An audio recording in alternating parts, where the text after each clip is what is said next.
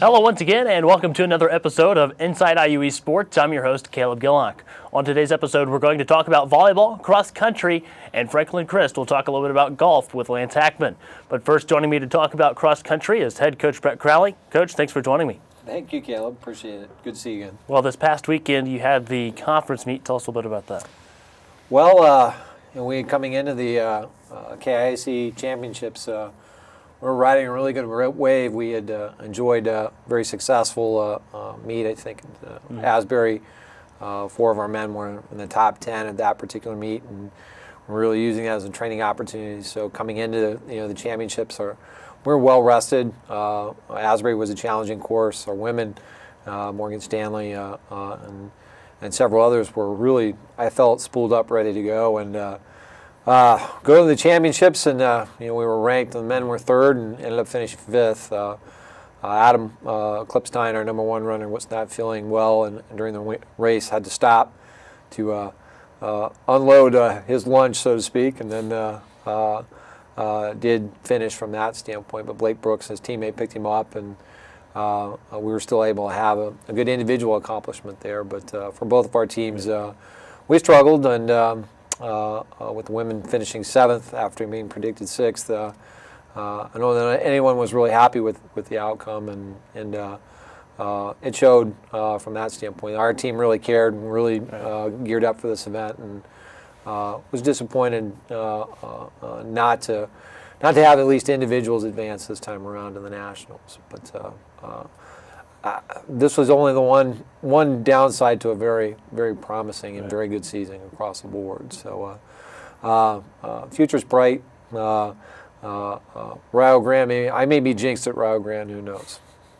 All right. Well, you mentioned that the men's team placed 5th overall, but Blake Brooks, he finished 9th for the Red Wolves, and also had all-conference honors. Tell us a little bit about that. Yeah, with Adam not feeling up to par and struggling in the midst of the race, but Blake took the initiative, really had made him in his mind to, again, go for a PR that day. Made it into the top 9, finished really, really strong. In fact, a couple of things that happened and broken our way just a little bit.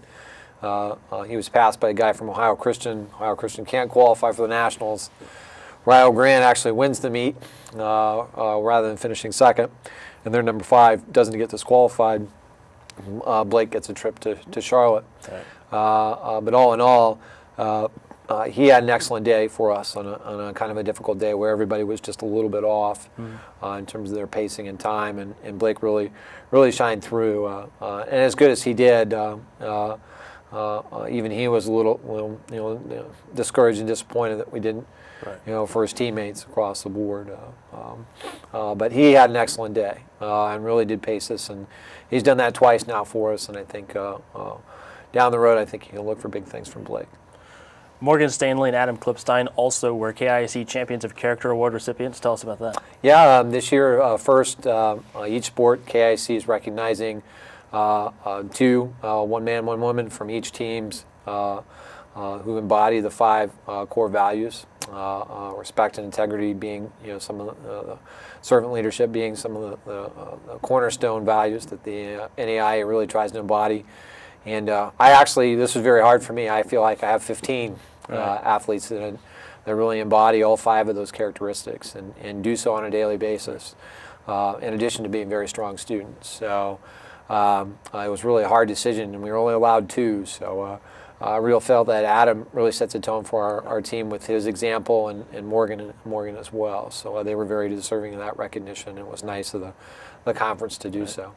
What were your thoughts on the season overall? I mean, overall, again, everyone wants to perform well at the very, in playoff time, so to speak, and to not have done so, I know, leaves a little bit of a sour taste. Just looking at my team's body language when we were done, and there were tears shed, and a lot of people cried when they knew they hadn't, come to the result that they had hoped, and even I shed a few tears for them along those lines. They really gave their best effort that they could on that particular day, and hopefully that won't overshadow a really excellent season. For our women, it really was a tale of being healthy. We ended up having only 7 runners most of the season, and at least one person went down for one malady or another, whether it be a physical injury or an illness.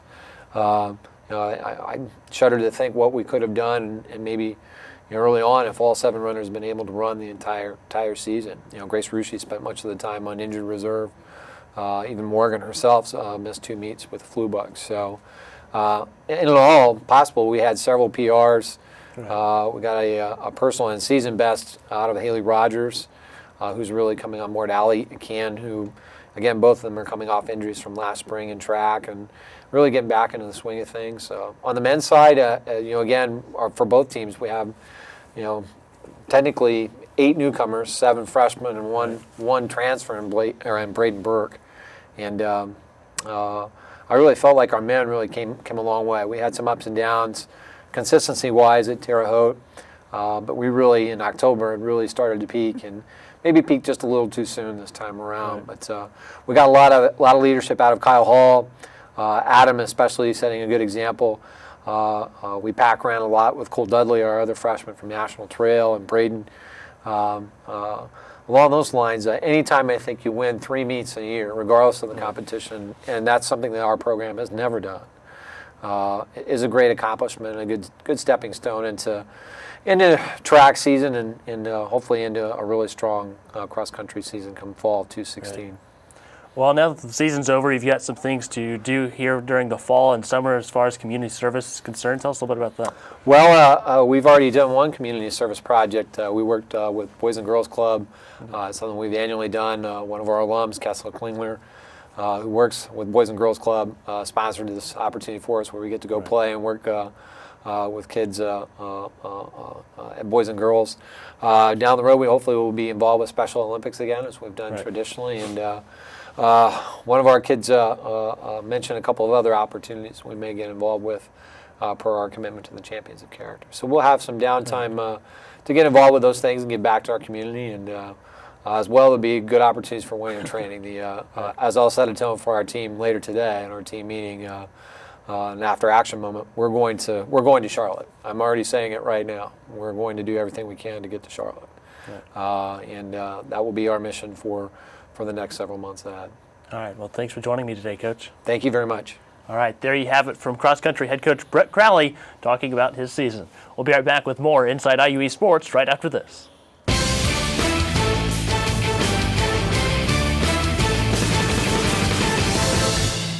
This is where a busy mom can work toward a bachelor's degree from a top national university during softball practice.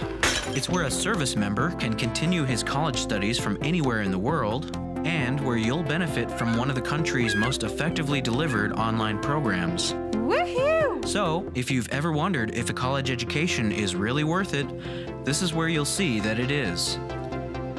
This is Indiana University East Online.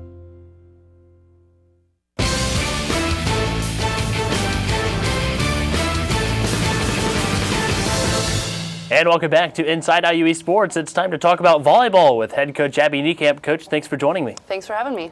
Well, the team's been doing great recently. Tell us about your thoughts on the team. Yeah, we've been having such a great season, and we're so excited to go into the conference tournament this weekend. Our last time out, we played Cedarville, and it was a tough loss for us, but I think we learned a lot from that. And then we had 2 wins against CCU and Carlo the last time we played in conference. So it's been going really well for us. All right, well, we'll recap some of those matches here in a few minutes.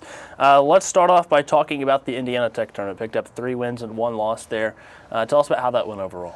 It was a great tournament for us. It was a great weekend. We played a lot of competitive teams, and we actually came away with a win, overall tournament win, which kind of surprised us because we did lose a match in there, but it was a great weekend for us. All right, then on the 29th of October, picked up a 3-1 big win against IU Kokomo. Tell us about that. Oh, that was a crazy game for us. It was senior night. The house was packed.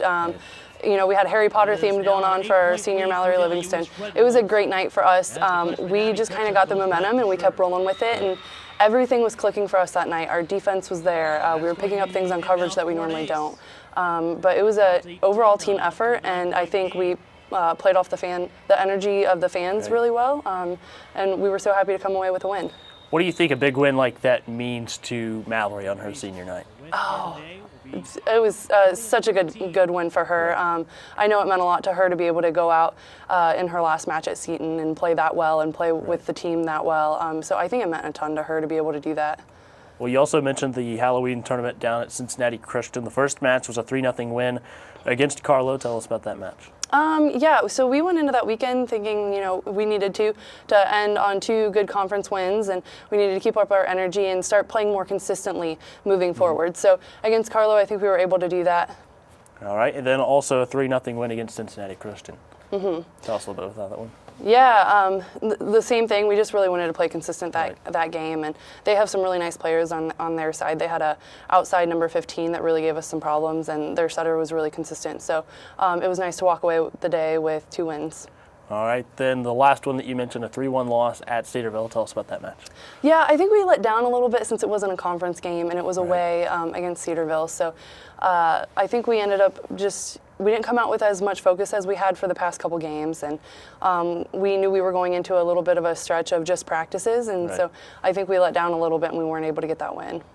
All right, well, the team finished the season as the 2 seed in the conference, so they'll be playing Cincinnati Christian in the first round of the tournament.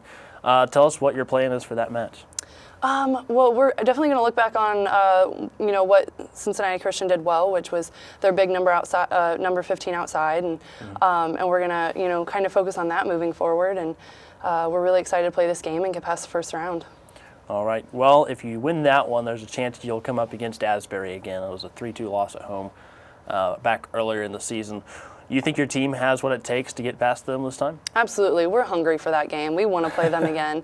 That was our big, first big conference game this year where we knew there was a lot on the line, and we kind of didn't rise to that challenge. So I think we're definitely hungry, and we want to play them again and kind of show them that, they gave us a great fight, but we can fight a little bit harder next time.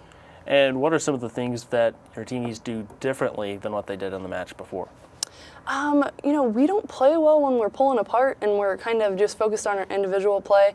We play really well when we're playing together and we're helping each other and we're picking each other up and staying up. And that's been one of the biggest things we fought all season, is making sure our energy is high and consistent. With such a young team, it's easy to kind of get down on ourselves when we make errors. So we need to eliminate the errors on our side and then play up the errors that they're making and really cheer on every point. All right, and what are your thoughts on the entire conference tournament? To be quite honest, I think we have a really good shot of winning it this year. We finished second in conference regular season, and Kokomo was the biggest one standing in our way for that. I think if we can play our game and play consistently this weekend, which I know I talk about every single time I talk to anybody about our team, is that we just need to play consistently, but I think it's anybody's game. But to be honest about where the conference is everybody's so competitive this year, so it's really anybody's game. So I think if we play consistent, we have a good shot, but you don't know who's going to show up that weekend either. All right. Well, what are some of the things you've been working on in practice this past week to prepare for trying to win a conference championship this weekend? One of the biggest things is our second chance points. So on coverage and out of system plays, just cleaning up all of our first ball contacts a little bit more, so we have a second chance on some of those plays. So that's one of the big things that we've been focusing on, and then we've obviously been tightening up the things that we do well, and we have so many people on offense kind of working on spreading out the offense a little bit more. All right, and most recently you picked up your assistant coach, Keith Lundgren. What's he brought to the team so far? He's such an encourager, and it's so great to see that. He really helps pick up the girls and refocus them on little things that they can do better, so that they're not focused on the whole picture, which kind of, I guess keys them in on some of the things that they need to fix. So it's been great having him. He, he just picks everyone up, so it's great. It's great. All right, well, anything else you'd like to add about the season or the conference tournament? Oh, we're just so excited to play this weekend. We're really hungry this year, so we're ready to go. All right, well, best of luck in the conference tournament. Hopefully a trip to nationals coming up. Thank you. All right, well, there you have it from volleyball head coach Abby Niekamp talking about the conference tournament and their season. We'll be right back with more Inside IUE Sports.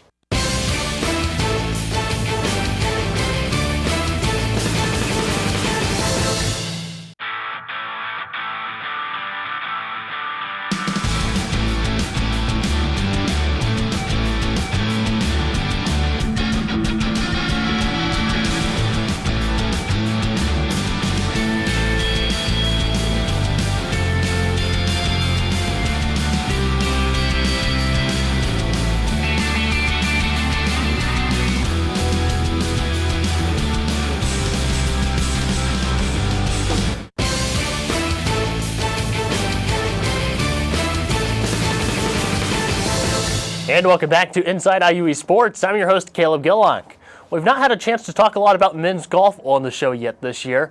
That's where IU East Wolf Tales reporter Franklin Crist had a chance to talk with Lance Hackman about his golf season.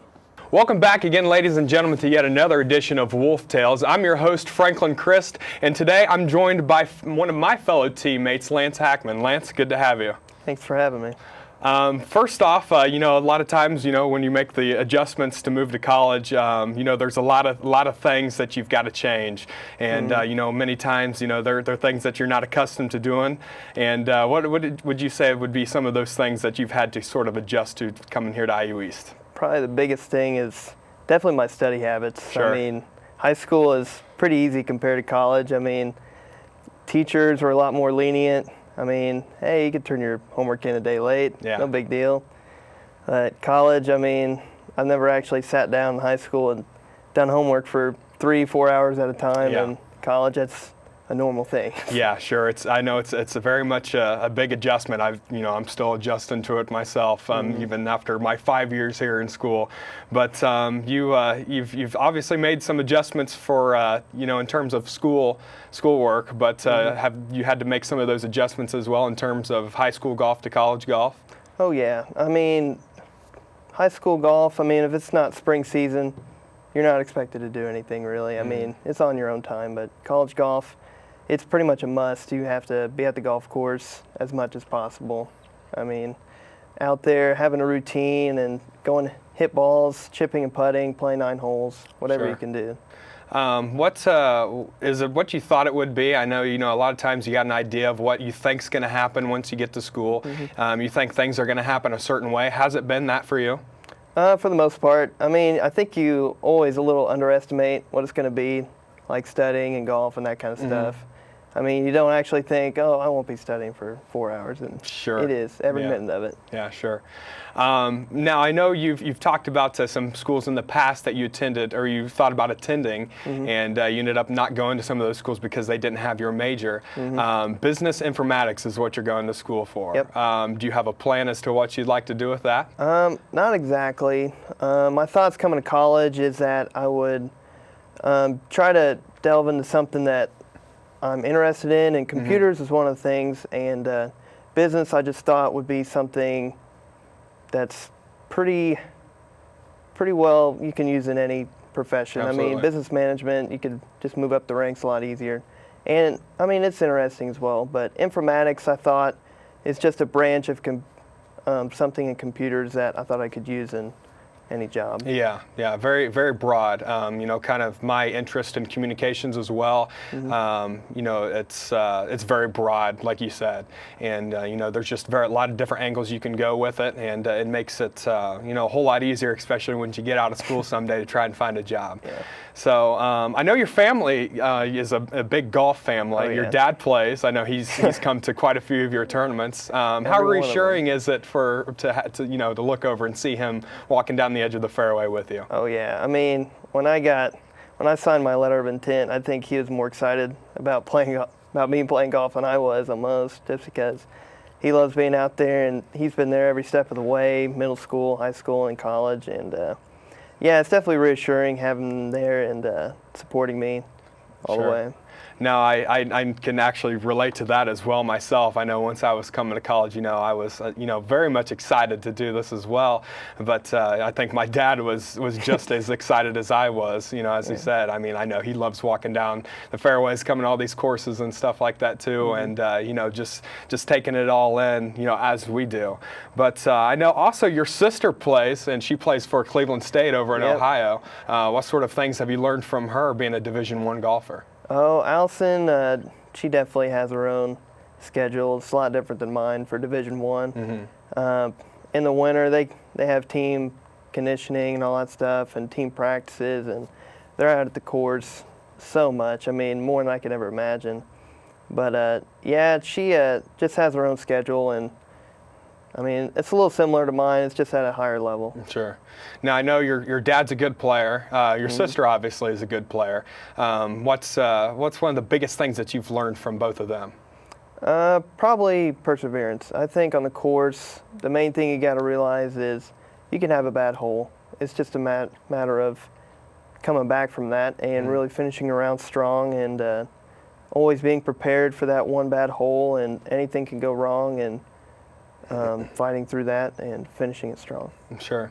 Now, I know a lot of times, you look to the future. You got to, like I said earlier, you got an idea of where you think you're going to be. You got an idea of where you think your golf game is going to be. Got an idea of where you think you're going to be in terms of, just life in general.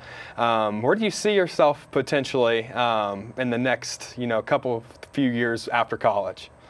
I don't know. I can see myself getting a job hometown in Columbus, staying close to home. Probably getting a grunt job and slowly moving up the ranks, probably. As many of us do. Yeah. So. Yeah.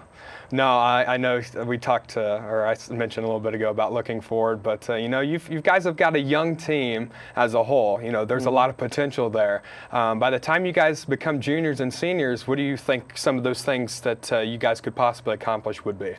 Oh, I think as a team we're going to evolve, and we're going to be a lot better than what we are right now, and I think we have a good chance of winning conference and maybe going to nationals. Probably. Sure. Biggest thing that you guys got to learn as a team? Coming together as a team right now. I think it's hard to really get together with different class schedules, but I think it's important if we really practice together and we come together as a team and we play as a team rather than individually. Sure. I know one of my biggest things when all of us came in here was, I wanted to have some good team camaraderie. And, not to say that we didn't have that in the past, but it definitely could have been better. And so, yeah, you guys coming in, I felt like we've done a pretty good job, doing that for the most part here in this first semester that we've known each other a very short amount of time. But, yeah, I feel like we've done a pretty good job. I feel like you guys are definitely making strides. So continue up the good work and keep working hard. And Lance, I appreciate you joining me here this afternoon. And viewers, thank you for those of you at home watching.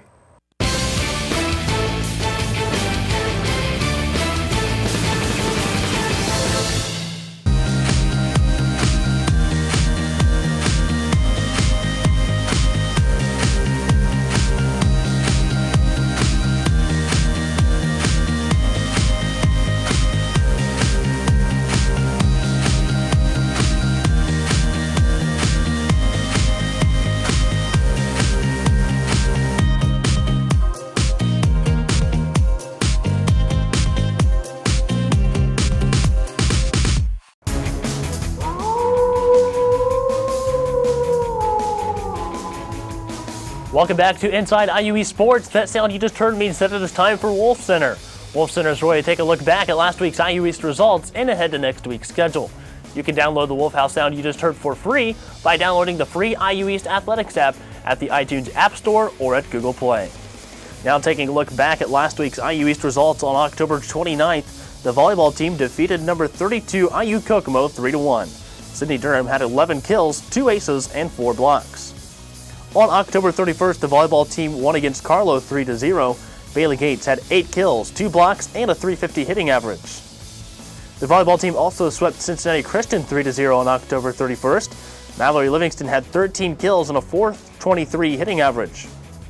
On November 3rd, the volleyball team fell to Cedarville 3-1. Mallory Livingston had 17 kills and 8 digs. Also on November 3rd, the men's basketball team defeated Madonna University 99-90. Freshman Aaron Thomas had a double-double with 14 points, 14 rebounds, and 3 blocks. The women's basketball team also won their November 3rd homecoming game against Wilberforce University 70-63. Kerrigan Niekamp also had a double-double with 12 points and 12 rebounds. On November 6th, the men's basketball team took an easy win over Great Lakes Christian, 105-44. Dom Williams had 19 points and 5 assists. On November 7th, men's basketball lost to 7th-ranked Union College in overtime, 78-74. Lucas Huffman had 23 points, 5 assists, and 5 rebounds. On November 7th, men's cross country placed 5th at the KIAC meet. Blake Brooks finished 9th and was an all-KIAC honoree. The women's cross country team finished 7th at the KIAC meet on November 7th. Morgan Stanley placed 25th and was the top finisher for IU East. Now taking a look ahead at the schedule on November 14th, volleyball will play in the KIAC tournament semifinal at 12:30 p.m. If they advance to the championship round, that match will be at 3:30 p.m. KIAC tournament coverage will be available at IUERedWolves.com. On November 14th, women's basketball will play at St. Francis in Fort Wayne. Tip-off is scheduled for 3 p.m. Also on November 14th, our 10th-ranked men's basketball team will play 22nd-ranked Bethel at 3 p.m. On November 17th, women's basketball will play 9th-ranked Marion at 6 p.m. This is a home game for IU East. Live coverage will be available on WETV and at IUERedWolves.com. The men's basketball team will also be at home on November 17th against second-ranked Indiana Wesleyan at 8 p.m. This game will also be broadcast live on the Red Wolves Sports Network. On November 20th, the men's basketball team will be on the road at Miami Middletown. Tip-off is at 7 p.m. That concludes this week's episode of Inside IUE Sports. I'm your host, Caleb Gillock. Thanks for watching. We'll see you next time.